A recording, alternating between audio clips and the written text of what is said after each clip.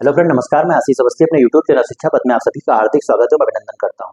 जैसा कि पिछली क्लास में मैंने आपसे राष्ट्रपति पद के संबंध में चर्चा कर ली थी और उसी क्रम में मैंने आपको बताया था कि अगली क्लास में हम भारत के विभिन्न राष्ट्रपतियों से संबंधित जो भी महत्वपूर्ण फैक्ट बनते हैं और आपकी परीक्षाओं में व्यक्तिगत रूप से व्यक्तिगत कारणों से इनसे संबंधित प्रश्न पूछे जाते हैं, उसके संबंध में मैं आपसे चर्चा करूंगा। तो आज भारत के विभिन्न प्रधानमंत्रियों के विषय में चर्चा करने के लिए मैं आपके समक्ष उपस्थित हुआ हूँ। तो आज हम सबसे पहले बात करेंगे भारत के प्रधानमंत्रियों में। सबसे पहले हम बात करेंगे पंडित नेहरू के। पंडित जवाहरलाल नेहरू, इनके विषय में आपको पता होगा, ये भारत के पहले प्रधानमंत्री हैं और साथ ही साथ इनका कार्यकाल अब तक का सबसे लंबा कार्यकाल रहा है। पंडित जवाहरलाल नेहरू का कार्यकाल अब तक किसी भी प्रधानमंत्री का सबसे लंबा कार्यकाल है, जो कि 16 वर्ष 9 माह और 12 दिन का था। आपको याद रखना है, इनके कार्यकाल की अवधि 16 वर्ष 9 माह और 12 दिन थी। या 1947 से 1964 तक 1947 से 1964 तक लगातार भारत के प्रधानमंत्री रहे। इनके कार्यकाल में एक बहुत महत्वपूर्ण घटना हुई थी, ताशकंद समझौता। कौन सा समझौता? सॉरी, पंचशील समझौता। जो ताशकंद समझौता है वो तो आपका लाल बहादुर शास्त्री के टाइम पे आएगा। तो इनके समय में 1954 में पंचशील समझौता हुआ था, जो कि भारत व चीन के बीच हुआ था। पंचशील समझौता जो कि 1954 में हुआ था। उस समय भारत के प्रधानमंत्री पंडित जवाहरलाल नेहरू थे और यह समझौता भारत और चीन के बीच में हुआ था। और इसी समझौते में एक नारा दिया गया था, हिंदी चीनी भाई भाई। आपको ये पंचशील समझौता याद रखना है। साथ ही साथ इनके कार्यकाल में एक और बात थी कि पहले उप प्रधानमंत्री, इनके कार्यकाल में भारत के पहले उप प्रधानमंत्री के रूप में ये आपके सरदार वल्लभ भाई पटेल, पहले उप प्रधानमंत्री के रूप में सरदार वल्लभ भाई पटेल जो है नियुक्त हुए थे।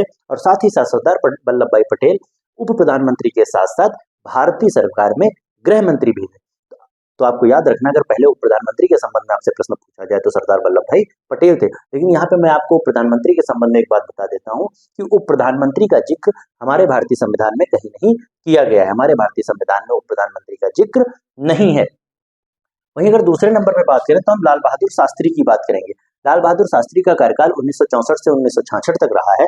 लाल बहादुर शास्त्री, जिनका कार्यकाल 1964 से 1966 तक रहा है। तो इनके कार्यकाल में एक महत्वपूर्ण ताशकंद समझौता, जो भी मैंने ऊपर गलती से बता दिया था, ताशकंद समझौता जो कि 1966 में हुआ था। ताशकंद जो कि उज्बेकिस्तान की राजधानी है, तो उज्बेकिस्तान की राजधानी में ताशकंद समझौता 1966 में हुआ था। और इसी ताशकंद समझौते में ही लाल बहादुर शास्त्री की मृत्यु हो गई थी। तो आपको याद रखना है कि लाल बहादुर शास्त्री का कार्यकाल 1964 से 66 तक रहा है और 1966 में ताशकंद समझौते के दौरान ही लाल बहादुर शास्त्री की मृत्यु हो गई थी। फिर तीसरे नंबर पे आती है इंदिरा गांधी। इंदिरा गांधी 1966 से 1977 तक 1966 से 1977 तक लगातार भारत की प्रधानमंत्री रही और बीच में 2 वर्ष के लिए मोरारजी देसाई भारत के प्रधानमंत्री बनते हैं। और उसके बाद 1980 से 84 तक पुनः इंदिरा गांधी भारत की प्रधानमंत्री के रूप में निर्वाचित होती हैं। तो इनके संबंध में याद रखना है कि इनके कार्यकाल के दौरान अगर सबसे महत्वपूर्ण कोई घटना मानी जाती है तो 1971 में, आपको याद रखना है, 1971 में बांग्लादेश की स्वतंत्रता। 1971 में पाकिस्तान, जो कि 2 भागों में बटा हुआ था, एक पूर्वी पाकिस्तान के रूप में था और दूसरा पश्चिमी पाकिस्तान के रूप में था। तो उसी क्रम में आपको याद रखना है कि 1971 में जो पूर्वी पाकिस्तान का हिस्सा था उसको पाकिस्तान से अलग करके बांग्लादेश नामक एक नया राष्ट्र इंदिरा गांधी के समय बना था। फिर 42वां संविधान संशोधन 1976, बहुत महत्वपूर्ण संशोधन है कि 42वां संविधान संशोधन 1976, जिसको मिनी संविधान की संज्ञा दी जाती है। आपको याद रखना, 42वें संविधान संशोधन 1976 को मिनी संविधान की संज्ञा दी जाती है, क्योंकि इसके तहत भारतीय संविधान में बहुत सारे संशोधन किए गए थे। भारतीय संविधान में बहुत सारे संशोधन 42वें संविधान संशोधन 1976 के तहत किए गए थे। इसी क्रम में जब मैंने आपको प्रस्तावना पढ़ाया था तो वहां पे मैंने आपको बताया था कि 42वें संविधान संशोधन 1976 के तहत अब तक भारतीय संविधान की प्रस्तावना में सिर्फ एक बार परिवर्तन किया गया है, जिसमें प्रस्तावना में 3 नए शब्द समाजवादी, पंथनिरपेक्ष और अखंडता, समाजवादी, पंथनिरपेक्ष और अखंडता, 3 नए शब्द 42वें संविधान संशोधन 1976 के द्वारा जोड़े गए थे। इसी क्रम में जब मैंने आपको मूल कर्तव्य पढ़ाए थे तो वहां भी मैंने आपको बताया था कि सरदार स्वर्ण सिंह कमेटी की सिफारिश पर 42वें संविधान संशोधन 1976 के द्वारा मूल कर्तव्यों को भारतीय संविधान में जोड़ा गया था। इसी तरीके से बहुत सारे ऐसे परिवर्तन थे जो 42वें संविधान संशोधन 1976 के तहत किए गए थे। इसीलिए इस 42वें संविधान संशोधन 1976 को मिनी संविधान की संज्ञा दी जाती है। तो आपको याद रखना है कि इंदिरा गांधी के समय ही 42वां संविधान संशोधन 1976 आया था। इसी क्रम में आपको याद रखना है कि राष्ट्रीय आपातकाल आंतरिक अशांति के आधार पर राष्ट्रीय आपातकाल की घोषणा भी इंदिरा गांधी के समय हुई थी। और इसी 42वें संविधान संशोधन 1976 के द्वारा उस समय लोकसभा सदस्यों के कार्यकाल को 5 वर्ष से बढ़ाकर 6 वर्ष कर दिया गया था। आपको याद रखना है कि लोकसभा सदस्यों के कार्यकाल को 5 वर्ष से बढ़ाकर 6 वर्ष कर दिया गया था। फिर चौथे नंबर पे आते हैं मोरारजी देसाई। तो फिलहाल इंदिरा गांधी से संबंध में जो भी प्रश्न बन सकते थे मैंने आपको स्पष्ट कर दिए हैं। फिर चौथे नंबर पे आपके आते हैं मोरारजी देसाई, जिनका कार्यकाल 1977 से 1979 के बीच में था। इनके संबंध में दो बहुत महत्वपूर्ण प्रश्न इनसे पूछे जाते हैं। पहला तो ये पूछा जाता है कि भारत के सबसे बुजुर्ग प्रधानमंत्री कौन रहे हैं। तो आपको याद रखना है कि अभी तक भारत के सबसे बुजुर्ग प्रधानमंत्री, सबसे उम्रदराज प्रधानमंत्री मोरारजी देसाई रहे हैं। और दूसरा इनसे एक प्रश्न पूछा जाता है कि अपने पद से त्याग पत्र देने वाले पहले प्रधानमंत्री कौन रहे हैं। तो वहां भी आपको याद रखना है कि अपने पद से त्याग पत्र देने वाले पहले प्रधानमंत्री मोरारजी देसाई रहे हैं। और इनके संबंध में एक और महत्वपूर्ण फैक्ट मैंने लिखा है कि इंदिरा गांधी के समय उप प्रधानमंत्री थे। मैंने आपको यहाँ पे बताया है कि क्योंकि 1977 के बाद जो 2 साल का बीच में गैप था, इंदिरा गांधी जो कि 1980 से 84 के बीच में पुनः प्रधानमंत्री रही थी, तो इस 2 साल के गैप में मोरारजी देसाई भारत के प्रधानमंत्री बने और इंदिरा गांधी के समय ये भारत के उप प्रधानमंत्री थे। फिर 44वां संविधान संशोधन 1978, 44वें संविधान संशोधन 1978 के संबंध में आपको पता होगा कि संपत्ति के अधिकार को मूल अधिकार की श्रेणी से हटाकर एक विधिक अधिकार बनाया गया था। लेकिन साथ ही साथ इसके संबंध में आपको ये भी याद रखना है कि जो 44वां संविधान संशोधन 1978 था यह मोरारजी देसाई के समय आया था, और जो ऊपर लोकसभा सदस्यों के कार्यकाल को 5 वर्ष से बढ़ाकर 6 वर्ष कर दिया गया था, उसको 44वें संविधान संशोधन 1978 के द्वारा पुनः 6 वर्ष से घटाकर 5 वर्ष कर दिया गया था। तो मोरारजी देसाई के संबंध में आपको जो ये फैक्ट मैंने बताया ये आपके लिए बहुत इंपॉर्टेंट है और आपको याद रखना होगा। ये सबसे बुजुर्ग प्रधानमंत्री थे और अपने पद से त्याग पत्र देने वाले पहले प्रधानमंत्री थे। 44वां संविधान संशोधन 1978 इनके समय आया था और ये इंदिरा गांधी के समय भारत के उप प्रधानमंत्री भी थे। उसके बाद आते हैं राजीव गांधी। 1984 से 1989, 1984 से 1989 राजीव गांधी का कार्यकाल था और इनके संबंध में अब तक एक प्रश्न पूछा गया है कि यह भारत के सबसे युवा प्रधानमंत्री थे। अगर भारत के सबसे युवा प्रधानमंत्री के बारे में पूछा जाएगा तो हमारा जवाब राजीव गांधी हो जाएगा, जिनका कार्यकाल 1984 से 1989 तक रहा। और यदि भारत के सबसे बुजुर्ग प्रधानमंत्री के बारे में आपसे पूछा जाता है तब हमारा जवाब मोरारजी देसाई होगा, जिनका कार्यकाल 1977 से 1979 तक रहा। फिर आते हैं वीपी सिंह। 1989 से 1990 तक वीपी सिंह, इनके समय में क्या हुआ था, मंडल आयोग की सिफारिश लागू की गई थी। वीपी सिंह के कार्यकाल में, जिनका पूरा नाम था विश्वनाथ प्रताप सिंह, वीपी सिंह का पूरा नाम विश्वनाथ प्रताप सिंह था, इनके समय में एक बहुत महत्वपूर्ण कार्य किया गया था।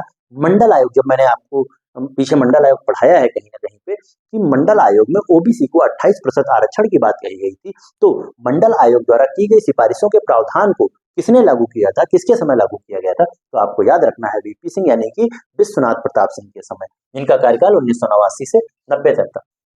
इनके समय बहुत महत्वपूर्ण फैक्ट मैंने अभी आपको पिछली क्लास में विश्वास प्रस्ताव और अविश्वास प्रस्ताव के बारे में बताया था, तो आपको याद रखना है अविश्वास प्रस्ताव के द्वारा हटाए गए पहले प्रधानमंत्री कौन थे, वीपी सिंह।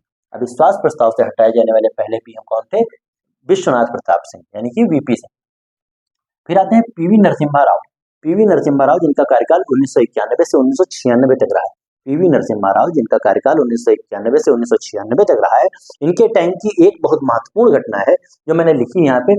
इनके टाइम पे एक नीति आई थी, एलपीजी नीति, यानी कि जो एलपीजी है इसका मतलब उदारीकरण, निजीकरण और वैश्वीकरण, लिबरलाइजेशन, प्राइवेटाइजेशन और ग्लोबलाइजेशन। आपको याद रखना है लिबरलाइजेशन, प्राइवेटाइजेशन और ग्लोबलाइजेशन, यानी कि उदारीकरण, निजीकरण और वैश्वीकरण की नीति इसके टाइम पे आई थी पीवी नरसिम्हा राव के कार्यकाल में। और इस दौरान आपको एक बहुत महत्वपूर्ण प्रश्न यहाँ से पूछा जाता है कि पीवी नरसिम्हा राव के समय भारत के वित्त मंत्री कौन थे। तब आपको याद रखना है कि हमारे पूर्व प्रधानमंत्री डॉक्टर मनमोहन सिंह जब ये उदारीकरण, निजीकरण और वैश्वीकरण की नीति आई थी पीवी नरसिम्हा राव के समय पे, तब भारत के वित्त मंत्री डॉक्टर मनमोहन सिंह थे। आपको याद रखना, और यहाँ से प्रश्न एग्जामिनर उठाता है।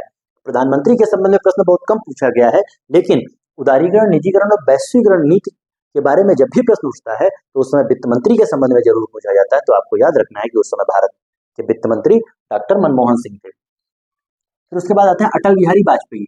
अटल बिहारी वाजपेयी का कार्यकाल 3 बार रहा। जब सबसे पहली बार 1996 में भारत के प्रधानमंत्री बनते हैं तो इनका कार्यकाल महज 13 दिन का कार्यकाल था। तो यहाँ पे आपको दो प्रश्न स्पष्ट हो जाएंगे कि अगर सबसे लंबे कार्यकाल के संबंध में आपसे पूछा जाता है तो सबसे लंबा कार्यकाल भारत के प्रथम प्रधानमंत्री पंडित जवाहरलाल नेहरू का था, जबकि यदि किसी प्रधानमंत्री का सबसे कम कार्यकाल यानी कि सबसे छोटे कार्यकाल के संबंध में आपसे प्रश्न पूछा जाता है, तब आपका जवाब हमेशा क्या रहेगा? आप जो आपके अटल बिहारी वाजपेयी, इनका कार्यकाल सिर्फ 13 दिन का था। जब 1996 प्रधानमंत्री बनते हैं तब इनका कार्यकाल महज 13 दिन का था। उसके बाद ये बनते हैं दोबारा 1998 से 99। 1998 से 99 में इनका कार्यकाल 13 माह का रहा। 1998 से 99 में जब प्रधानमंत्री बनते हैं तो इनका कार्यकाल 13 माह का रहा। और उसके बाद 1999 से 2004 तक 1999 से 2004 तक ये भारत के पूर्ण रूप से अपना पूरा समय पूरा किया था इन्होंने, मतलब पूरे 5 वर्ष का समय इन्होंने पूरा किया था। तो पूर्ण रूप से 1994 से 2005 तक तीसरी बार भारत के प्रधानमंत्री बने थे। तो इनके संबंध में एक बात और याद रखनी है कि अपना कार्यकाल पूरा करने वाला गैर कांग्रेसी पहला प्रधानमंत्री कौन था? आपको याद रखना, यहाँ से एक प्रश्न ये उठता है कि अपना कार्यकाल पूरा करने वाला पहला गैर कांग्रेसी प्रधानमंत्री कौन था? तो वहां पे हमारा जवाब हो जाएगा अटल बिहारी वाजपेयी। इनकी एक पुस्तक से संबंधित एक प्रश्न बहुत महत्वपूर्ण है जो पूछा गया है, कई परीक्षाओं में पूछा गया है और आगे भी आपसे पूछा जा सकता है। मेरी 51 कविताएं, इनकी एक पुस्तक जो बहुत फेमस है, मेरी 51 कविताएं, इसको आपको याद रखना है। और इनके संबंध में एक बात और है कि 2015 में इनको भारत रत्न प्रदान किया गया। यहाँ से प्रश्न उठ सकता है अटल बिहारी वाजपेयी को भारत रत्न कब प्रदान किया गया था? तब आपको याद रखना है 2015 में अटल बिहारी वाजपेयी को भारत रत्न दिया गया। फिर आते हैं इंदर कुमार गुजराल। कई जगह हम इंद्र कुमार गुजराल लिखा देखते हैं, लेकिन इनका असली नाम था इंदर कुमार गुजराल, जिनका कार्यकाल 1997 से 1998 के बीच में रहा है। और इनके कार्यकाल के दौरान एक महत्वपूर्ण जो इनका फैक्ट है वो है गुजराल सिद्धांत। इन्होंने किस चीज की, जो इंद्र कुमार गुजराल है, जब इनका कार्यकाल था तो एक गुजराल सिद्धांत लेके आए थे। क्या लाए थे? गुजराल सिद्धांत, जिसमें बात हुई थी हमारे पड़ोसी से संबंध कैसे हो। तो अगर आपसे गुजराल सिद्धांत के बारे में पूछा जाता है तो सबसे पहली बात इंदर कुमार गुजराल का सिद्धांत था और इसमें चर्चा हुई थी कि हमारे पड़ोसी से संबंध कैसे हो। ये बात आपको याद रखनी है। फिर आते हैं डॉक्टर मनमोहन सिंह, जो कि 2004 से 2014 तक 2 कार्यकाल के लिए डॉक्टर मनमोहन सिंह भारत के प्रधानमंत्री बने थे। और वही बात जो मैंने यहाँ पीवी नरसिम्हा राव के समय आपको बताई है कि 1991 में वित्त मंत्री थे, क्योंकि ये प्रश्न महत्वपूर्ण है, क्योंकि उस समय जो उदारीकरण, निजीकरण और वैश्वीकरण की नीति थी उसमें अहम योगदान आपके जो डॉक्टर मनमोहन सिंह है, इनका अहम योगदान माना जाता है। इसलिए आपको याद रखना है कि 1991 में डॉक्टर मनमोहन सिंह, जो कि आगे 2004 में भारत के प्रधानमंत्री बने हैं, लेकिन 1991 में ये भारत के वित्त मंत्री थे। और इनकी एक बहुत महत्वपूर्ण पुस्तक है चेंजिंग इंडिया। अगर डॉक्टर मनमोहन सिंह की पुस्तक के बारे में आपसे पूछा जाए तो चेंजिंग इंडिया, और अगर अटल बिहारी वाजपेयी की पुस्तक के बारे में पूछा जाए तो मेरी 51 कविताएं आपको याद रखना है। फिर आते हैं वर्तमान प्रधानमंत्री नरेंद्र मोदी। 26 मई 2014 से अब तक इनका कार्यकाल है और अभी भी वर्तमान में ये प्रधानमंत्री हैं। तो इनके संबंध में क्या है कि अब व्यक्तिगत रूप से पूछा जाए तो 15वें प्रधानमंत्री हैं, और अगर कार्यकाल के रूप में पूछा जाए तो 17वीं लोकसभा थी। तो व्यक्तिगत रूप से 15वें प्रधानमंत्री हैं। आपको याद रखना है नरेंद्र मोदी के बारे में, व्यक्तिगत रूप से 15वें प्रधानमंत्री। और इनकी पुस्तकों के संबंध में पूछा जाता है, इनकी 2 पुस्तकें बहुत फेमस है। एक एग्जाम वॉरियर्स, आपको याद रखना है, नरेंद्र मोदी की एक पुस्तक है एग्जाम वॉरियर्स, और एक है ज्योति पुंज। ये दोनों पुस्तकें फेमस है और इनसे प्रश्न एग्जाम में उठाता है और ये आपको याद रखनी चाहिए। नरेंद्र मोदी की 2 पुस्तकें हुई, एग्जाम वॉरियर्स और ज्योति पुंज। फिर इसी क्रम में मैंने लिखा है उप प्रधानमंत्री। इसी क्रम में मैंने उप प्रधानमंत्री अभी तक जितने भी भारत के उप प्रधानमंत्री हुए हैं उनके संबंध में मैं आपको एक बार सारे नाम यहाँ पे मैंने लिख दिया और मैं आपको बता देता हूँ। और आपको यहाँ से इस तरीके का प्रश्न पूछा जा सकता है कि निम्नलिखित में से अभी तक कौन भारत का उप प्रधानमंत्री नहीं बना है। तो अगर आप ये नाम देखे रहेंगे तो आप वहां से इस प्रश्न को आसानी से पकड़ पाएंगे। और उप प्रधानमंत्री के संबंध में जो मैंने एक फैक्ट आपको बताया है कि उप प्रधानमंत्री का जिक्र हमारे भारतीय संविधान में कहीं नहीं किया गया। इसका उप प्रधानमंत्री सिर्फ इस बात के लिए नियुक्त होता है जब दो पार्टियां गठबंधन करके सरकार बनाती हैं, तो दोनों के प्रतिनिधित्व के लिए क्या होता है, एक उप प्रधानमंत्री दूसरी पार्टी का ले लिया जाता है और एक पार्टी का प्रधानमंत्री बन जाता है। तो सबसे पहले सरदार पटेल, फिर मोरारजी देसाई, चौधरी चरण सिंह 2 बार बने उप प्रधानमंत्री। और जब दूसरी बार उप प्रधानमंत्री बनते हैं तो ये अपना कार्यकाल नहीं पूरा कर पाते हैं और इनके स्थान पर जगजीवन राम बचे कार्यकाल के लिए भारत के उप प्रधानमंत्री बनते हैं। फिर आते हैं यशवंत राय, और फिर चौधरी देवीलाल, और फिर लालकृष्ण आडवाणी। यहाँ दो तरीके के आपसे प्रश्न पूछे जा सकते हैं। पहला तो ये पूछा जाएगा कि पहले उप प्रधानमंत्री कौन थे? सरदार पटेल थे। अंतिम अब उप प्रधानमंत्री कौन बने अभी तक? तो लाल कृष्ण आडवाणी। और तीसरा प्रश्न ये बनता है कि उप प्रधानमंत्री का जिक्र हमारे भारतीय संविधान में नहीं किया गया है। तो फिलहाल भारत के विभिन्न प्रधानमंत्रियों और उप प्रधानमंत्री से संबंधित जो भी प्रश्न बन सकते थे मैंने आपको बता दिया है, और अगर आपको इतना तैयार है तो इनसे बनने वाला कोई भी प्रश्न आपकी परीक्षा में नहीं छूटेगा। तो अगला टॉपिक मैंने लिया है संसद। संसद के संबंध में आज मैं आपको कुछ फैक्ट बताऊंगा और साथ में राज्यसभा के कुछ महत्वपूर्ण फैक्ट आज आपको बताऊंगा। बाकी बचे हुए फैक्ट, राज्यसभा आज पूरी कंप्लीट नहीं हो पाएगी, अगली क्लास में हम राज्यसभा लोकसभा को विस्तृत पढ़ेंगे। तो सबसे पहले हमारे लिए जानना जरूरी है कि संसद का उल्लेख भारतीय संविधान के अनुच्छेद 79 में संसद का उल्लेख किया गया है। ये बात आपको अनुच्छेद याद रखना है कि अनुच्छेद 79 में संसद का उल्लेख किया गया। फिर जो संसद है, संसद किन किन स्रोतों से मिलकर बना है? तो आपको याद रखना है संसद की जो संगठना होती है उसमें लोकसभा, राज्यसभा और राष्ट्रपति। संसद में कौन कौन शामिल होता है? संसद के 3 अंग होते हैं, आपको याद रखना है संसद के 3 अंग होते हैं, राज्यसभा, लोकसभा और राष्ट्रपति। ये आपको याद रखना। तो लोकसभा को हम अनुच्छेद 81 के तहत पढ़ेंगे, राज्यसभा को अनुच्छेद 80 के तहत पढ़ेंगे और राष्ट्रपति के विषय में अनुच्छेद 52 से लेकर 61 तक आपको जितने प्रावधान थे मैंने आपको सब बता दिए थे। तो इसके संबंध में, संसद के संबंध में बहुत महत्वपूर्ण ये पॉइंट है कि 1954 में राज्य परिषद एवं जनता के सदन, जो वर्तमान में राज्यसभा और लोकसभा का जिक्र करते हैं, 1954 से पूर्व राज्यसभा को राज्य परिषद कहा जाता था और लोकसभा को जनता का सदन कहा जाता है। तो आपको याद रखना कि 1954 से राज्य परिषद व जनता के सदन के स्थान पे क्रमशः राज्यसभा व लोकसभा शब्द का प्रयोग होता है। तो सबसे पहले हम बात करें अगर अनुच्छेद 80 राज्यसभा की, तो आज कुछ बेसिक फैक्ट जो राज्यसभा से बनते हैं उसके संबंध में मैं आपसे चर्चा कर लेता हूं और बचे हुए जो फैक्ट हैं राज्यसभा से या लोकसभा के, उसके संबंध में विस्तृत चर्चा मैं अगली क्लास में आपसे करूंगा। तो सबसे पहली बात, राज्यसभा में कुल सदस्य कितने होते हैं?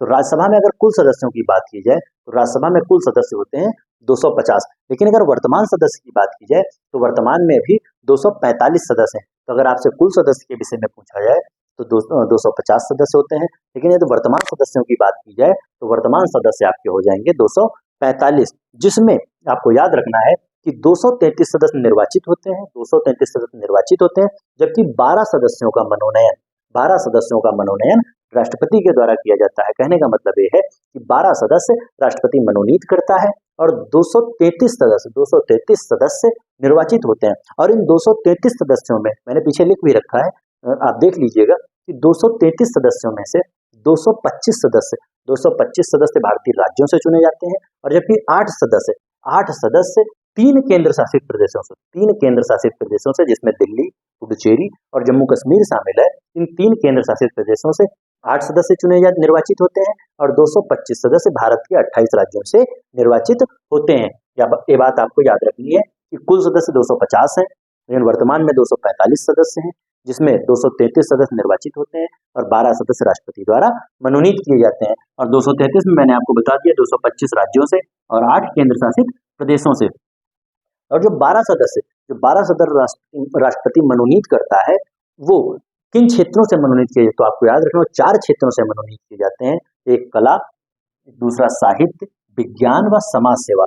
कौन से 4 क्षेत्र हैं जिनसे राज्यसभा के सदस्य, जो 12 सदस्य राष्ट्रपति मनोनीत करता है, किन 4 क्षेत्रों से मनोनीत होंगे? तो आपको याद रखना है कला, साहित्य, विज्ञान और समाज सेवा। इन 4 के अतिरिक्त अगर कोई भी 5वां शब्द आपको दे दे, 5वां शब्द देकर एग्जामिनर आपको फंसाएगा, लेकिन आपको फंसना नहीं है। आपको याद रखना है कला, साहित्य, विज्ञान और समाज सेवा।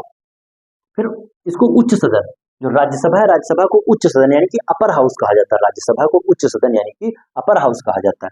और इसका निर्वाचन इसका अप्रत्यक्ष निर्वाचन होता है। अप्रत्यक्ष निर्वाचन का मतलब मैंने आपको बताया था कि जनता सीधे मतदान का प्रयोग न करके जनता के द्वारा चुने गए प्रतिनिधि अपने मताधिकार का प्रयोग करते हैं, तो उसे अप्रत्यक्ष निर्वाचन कहा जाता है। तो यहाँ भी अप्रत्यक्ष निर्वाचन होता है और जनता द्वारा चुने गए विभिन्न विधानसभाओं के एमएलए यानी कि विधायक अपने मत का प्रयोग करके राज्यसभा सदस्य को निर्वाचित करते हैं, राज्यसभा सदस्य को चुनते हैं। साथ में मैंने एक बात यहाँ पे लिखी, खुला मतदान।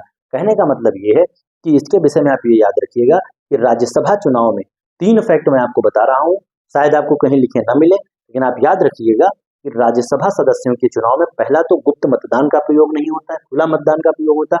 दूसरा, ईवीएम का प्रयोग नहीं किया जाता है और तीसरा, इसमें नोटा का ऑप्शन नहीं होता। आपको याद रखना है कि राज्यसभा सदस्यों के चुनाव में नोटा का ऑप्शन नहीं होता है, ईवीएम का प्रयोग नहीं किया जाता है। और साथ ही साथ आपको याद रखना है कि गुप्त मतदान न करके खुले मतदान की प्रक्रिया होती है। इसकी प्रक्रिया ये होती है कि हर एमएलए के सामने चार वरीयता क्रम 1, 2, 3, 4 करके वरीयता क्रम लिखे जाते हैं और अपनी वरीयता में उसको खुला मतदान करना होता है। फिर अगर राज्यसभा के कार्य, यहाँ पे एग्जामिनर आपको फंसाएगा, आपसे और राज्यसभा का कार्यकाल पूछेगा और आप उस पर 6 वर्ष लगा के उसको सही कर देंगे। लेकिन आपको याद रखना है कि राज्यसभा का कोई कार्यकाल नहीं होता है, क्योंकि राज्यसभा एक स्थायी सदन है। राज्यसभा का विघटन कभी नहीं होता है, राज्यसभा एक स्थायी सदन है। लेकिन हाँ, यदि राज्यसभा के सदस्य का कार्यकाल आपसे पूछा जाता है, यदि राज्यसभा के सदस्य का कार्यकाल आपसे पूछा जाए तो राज्यसभा के हर सदस्य का कार्यकाल 6 वर्ष का होता है। और चूंकि राज्यसभा एक स्थायी सदन है, राज्यसभा का विघटन नहीं होता है, इसका कारण सिर्फ ये है कि हर 2 वर्ष में राज्यसभा के 1/3 सदस्य, हर 2 वर्ष में राज्यसभा के 1/3 सदस्य सेवानिवृत्त होते रहते हैं, और जो 1/3 सेवानिवृत्त हो जाते हैं उनका चुनाव होके नए सदस्य पुनः आ जाते हैं, और यही प्रक्रिया निरंतर चलती रहती है। इसीलिए राज्यसभा एक स्थायी सदन है और राज्यसभा का विघटन कभी नहीं होता है। तो अगर राज्यसभा का कार्यकाल पूछा जाएगा तो स्थायी सदन है, और यदि राज्यसभा सदस्य का कार्यकाल पूछा जाएगा तो 6 वर्ष का है।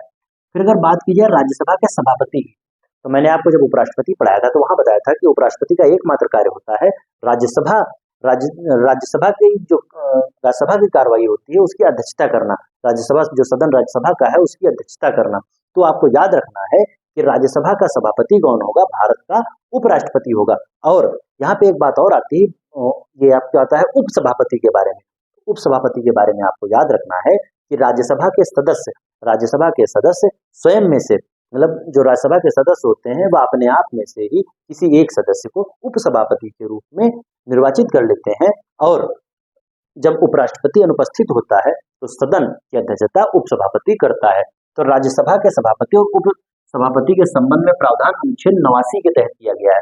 आपको याद रखना है कि अनुच्छेद 89 के तहत राज्यसभा के सभापति और उपसभा संबंधी प्रावधान किया गया है।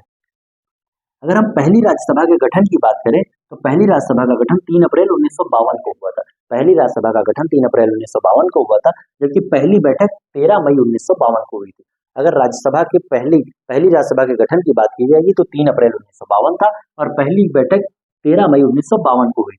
और अगर आपसे पहले सभापति के बारे में पूछा जाए, अगर राज्यसभा का पहला सभापति कौन था, तो आपको पता होगा कि भारत का पहला उपराष्ट्रपति कौन था। तो भारत के पहले उपराष्ट्रपति डॉक्टर सर्वपल्ली राधाकृष्णन थे। तो वही पहली जो राज्यसभा थी उसके सभापति थे। तो कौन था पहली राज्यसभा का सभापति? डॉक्टर सर्वपल्ली राधाकृष्णन।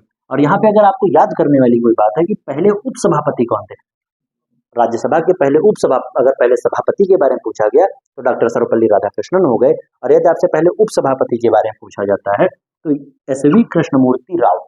आपको याद रखना पहले उपसभापति कौन थे, एसवी कृष्णमूर्ति राव। और यहाँ पे राज्यसभा से दो प्रश्न मैं आपको बता रहा हूँ जो अक्सर एग्जाम में पूछे गए हैं, और यह राज्यसभा लोकसभा से किस प्रकार श्रेष्ठ है इस बात को भी सिद्ध करता है। एक बात कहेगी अनुच्छेद 249 के तहत, आपको याद रखना है अनुच्छेद 249 के तहत ये बात कही गई है कि यदि राज्य स्तर के, यदि राज्य सूची के विषय पे, आपको याद रखना कोई ऐसा कानून है जो कि राज्य सूची के अंतर्गत आता है, लेकिन राज्यसभा विशेष बहुमत से यह पारित कर दे कि इस पर कानून बनाना, केंद्र द्वारा कानून बनाना आवश्यक है, तो उस विषय पे जो कि राज्य सूची का विषय है, उस विषय पे भी संसद कानून बना सकती है। और यह तभी संभव होगा जब राज्यसभा विशेष बहुमत से इस प्रस्ताव को पारित करे कि इस राज्य सूची के विषय पे संसद के लिए कानून बनाना अनिवार्य है, तब 249 के तहत राज्य सूची के विषय पे संसद कानून बना सकती है। तो यहाँ पे आप ये राज्यसभा का एक विशेषाधिकार है। और इसी क्रम में आपको याद रखना अनुच्छेद 312 जिसमें अखिल भारतीय सेवाओं के गठन संबंधी बात की गई है। तो यहाँ पे आपको याद रखना है कि नई अखिल भारतीय सेवा को, यदि किसी नई अखिल भारतीय सेवा को शामिल करना है तो वह भी किसका अधिकार होगा, राज्यसभा का अधिकार होगा। राज्यसभा अनुच्छेद 312 के तहत नई अखिल भारतीय सेवा को शामिल कर सकती है, और यह अधिकार किसका होगा, राज्यसभा का होगा। तो यहाँ से 2-3 प्रश्न बनते हैं कि आखिर राज्यसभा लोकसभा से किस प्रकार श्रेष्ठ है। तो पहली चीज कि लोकसभा अस्थायी सदन है और राज्यसभा स्थायी सदन है, पहली श्रेष्ठता ये हो गई। दूसरी श्रेष्ठता ये है कि राज्यसभा सदस्य का कार्यकाल 6 वर्ष का होता है और लोकसभा सदस्य का कार्यकाल 5 वर्ष का होता है। दूसरी श्रेष्ठता ये हो गई। और तीसरी श्रेष्ठता अनुच्छेद 249 के तहत मैंने आपको बताई, जिसमें राज्य सूची के विषय पे संसद को कानून बनाने की शक्ति तभी मिलेगी जब राज्यसभा अपने विशेष बहुमत से इस प्रस्ताव को पारित कर दे कि राज्य सूची के विषय पे कानून बनाना संसद के लिए अनिवार्य है, तब वहां पे संसद कानून बना सकती। तो 249 के तहत ये श्रेष्ठता हुई। और अनुच्छेद 312 के तहत यदि कोई नई अखिल भारतीय सेवा सम्मिलित करनी है तो ये अधिकार भी इसके पास होगा, राज्यसभा के पास होगा।